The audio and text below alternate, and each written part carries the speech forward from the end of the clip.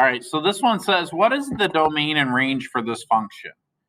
They love this function, the log of the quantity x plus 3 minus 2. So what I did is I have, this is f of x, this little yellow curve here. All right. And remember that just shifts. It's just shifting it 3 units to the left and 2 units down. So on 2 separate occasions, we saw that it has a vertical asymptote of -3, right? So what that means is my domain, in other words, it'll never be less than -3, and it'll never be -3. So it's going to have to be, x has to be greater than -3, right? Now, how far? All the way to infinity. So immediately a won't work. Oh, wait. Did I say negative infinity? I meant positive infinity. So, I mean, b won't work because it's +3, and c won't work because it's +3. Okay? So I have 2 choices here.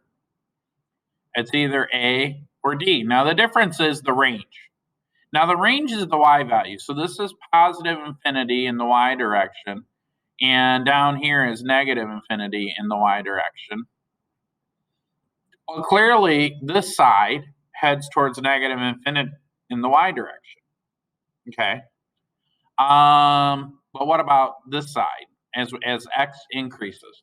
Well, as x increases, believe it or not, it looks like it tapers off, but logarithmic functions just continue to grow.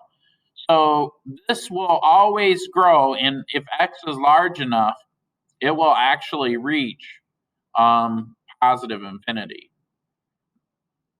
And one way you can determine if what it will be is plug in a large number for x. So if I go to my graphing calculator and I say log of x plus 3, let's say log of 1 million plus 3, close the parentheses, and then hit -2, and that's way more than 1 million, right? When I graph this, it's only at 8, but clearly you could see it's bigger than 2, right? So eventually, so this one doesn't work. So it grows very slow, but I can no, wait, I want second entry. I can make it even bigger, right?